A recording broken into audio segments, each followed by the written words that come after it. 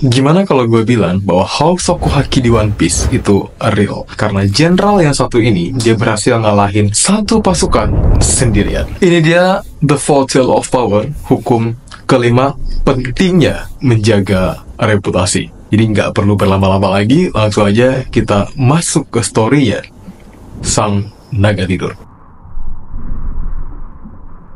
Jadi di zaman Cina kuno ada seorang jenderal yang bernama Zhuge Liang. Jenderal ini jenderal tipe strategis, ya, bukan tipe warrior. Kalau jenderal tipe warrior, dalam perang dia akan memimpin pasukan di garda terdepan. Sedangkan jenderal tipe strategis, dia tipe jenderal yang membuat strategi sedemikian rupa, mengarahkan pasukannya, dan kemudian dia akan bersembunyi di tengah-tengah pasukan. Itu kalau strategis biasa. Tapi Zhuge Liang bukan strategis biasa. Dia seorang mastermind. Cara mainnya itu membuat strategi. Kemudian strategi itu diperintahkan untuk dijalankan sama pasukannya. Lalu dia bakal tidur di tenda atau sekedar mondar-mandir di medan perang. Menariknya, perang-perang yang dipimpin sama Zhuge Liang itu nggak pernah kalah. Sehingga track recordnya ini membuat Zhuge Liang dijuluki sebagai The Sleeping Dragon atau Naga Tidur. Gelar ini pun kemudian didengar sama banyak jenderal-jenderal lain di seluruh antero Cina.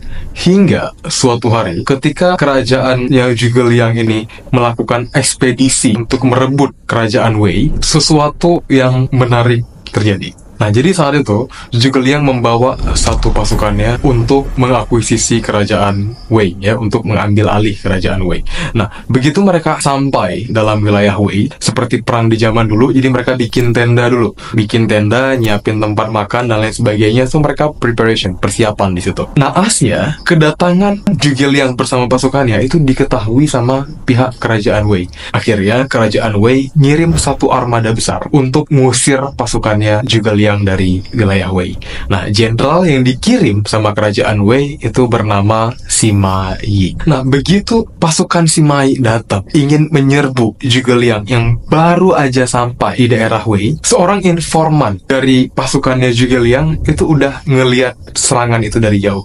Akhirnya dia ngasih tahu ke jenderalnya, ke si Naga Tidur ini, kalau mereka mendapat serangan. Dan apa yang terjadi? Dalam kondisi yang krisis, baru sampai di medan perang, kemudian diserbu dengan sebuah armada yang pasukannya itu mungkin 10-12 kali lipat lebih banyak dari pasukan mereka. Apakah mereka akan langsung berperang atau mereka justru kabur dari wilayah Wei?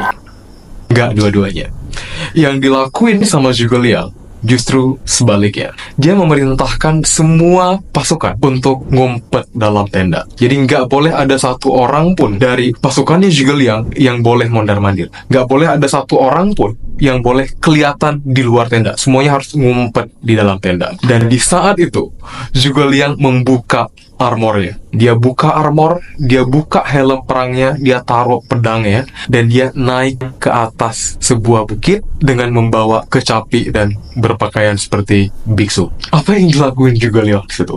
Dia justru main musik. Yes, dia mainin itu kecapi dengan nada yang sangat kalem di tengah bukit menunggu serangan dari pasukan Sima Yi yang jumlah orangnya itu 10-12 kali lipat dari jumlah pasukan mereka. Melihat apa yang dilakuin sama Zhuge Liang dari jauh, Sima Yi akhirnya mutusin untuk berhenti di tengah jalan. Dia kemudian mulai mendengarkan suara kecapi yang dimainin sama si Naga Tidur itu. Nah, akhirnya Sima Yi mulai kacau pikirannya. Sima Yi mulai pikir, gimana kalau suara kecapi ini adalah tanda? Gimana kalau suara kecapi ini adalah sebuah kode? Gimana kalau begitu kita sampai ke markasnya Zhuge Liang, ternyata di sana nggak ada pasukan. Justru pasukan itu udah ngitarin bukit buat nyerang kita dari belakang. Berbagai pikiran-pikiran aneh datang dalam benaknya Sima Yi. Ya, akhirnya dengan jarak yang udah sampai ke jarak panah, itu bisa aja salah satu pasukan Sima Yi manah Zhuge Liang yang ada di atas bukit, itu gampang banget, nggak ada armor, langsung kena, selesai. Tapi Sima Yi nggak ngasih perintah itu. Dia justru merintahin semua pasukannya untuk mundur. Begitu pasukan Sima Yi mundur, Zhuge Liang turun dari bukit, keluar pasukannya Zhuge Liang dan mereka bersorak.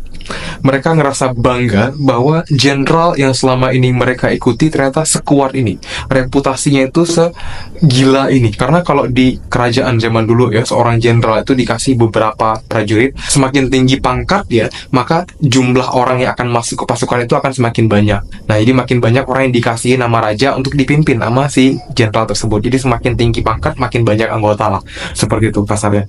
So, anggota-anggota baru dari armadanya Zhuge Liang itu yang pertama kali menyaksikan kekuatan reputasinya Zhuge Liang ini, mereka semua amazed dan sangat membanggakan jenderal mereka.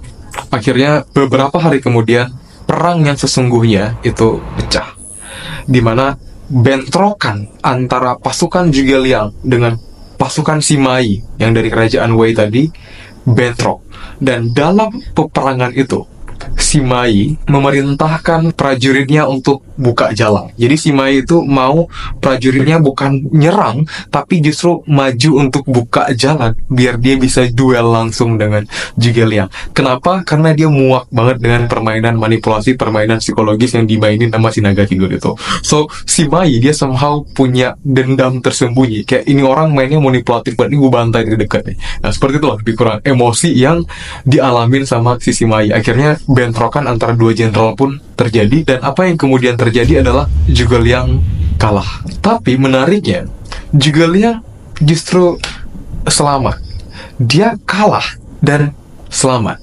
Nah, karena di perang zaman dulu, yaitu harga satu kepala jenderal itu bisa bikin lo kaya seumur hidup.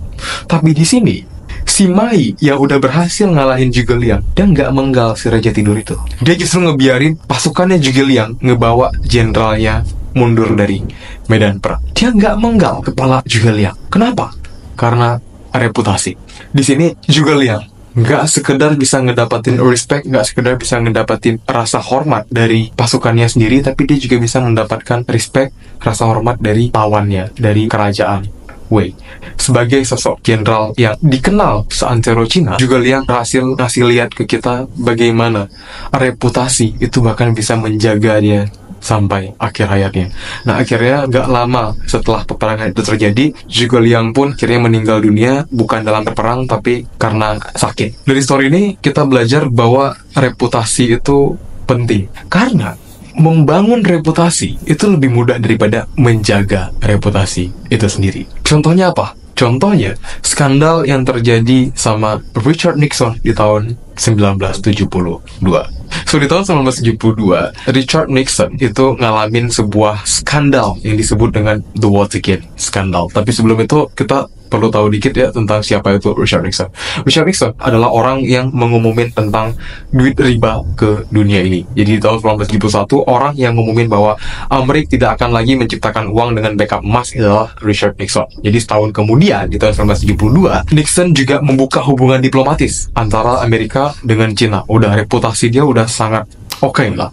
Hingga suatu skandal terjadi yang dikenal dengan Watergate Skandal. Pada saat itu, seorang agen FBI yang bertugas itu nemuin kalau ternyata Richard Nixon itu diam-diam ngelakuin penyadapan terhadap lawan politik. Jadi dia nyadap lawan-lawan politik biar tahu strategi mereka, kemudian akan dikonter sama Nixon. Menariknya, Mark Felt, agen FBI yang tadi ngediscover kalau ternyata Nixon selama ini ngelakuin penyadapan terhadap lawan politiknya, itu malah ngumbar itu berita ke media. Akhirnya, media yang 1 jadi 2, 2 jadi 4, 4 jadi 8 ya, berkembang dengan cepat. Informasi itu menyebar dengan sangat cepat di seantero Amerika. Dan dalam beberapa hari, reputasi Nixon itu hancur total. Cuma gara-gara sebuah penyadapan.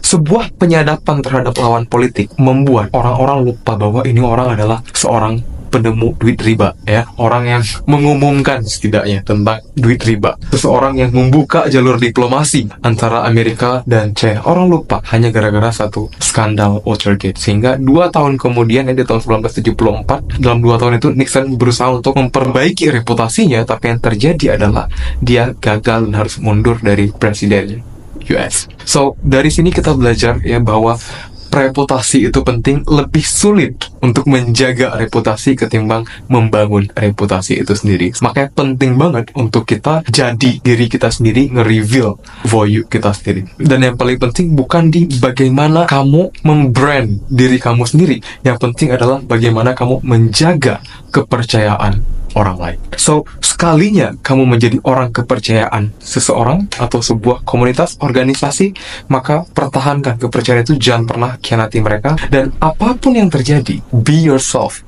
be honest. Itu dia, the fifth law of the 40 law of power. Jaga reputasi dengan sebaik-baiknya. So, thank you yang udah nonton, thank you yang udah subscribe, and as always, see you in the next video.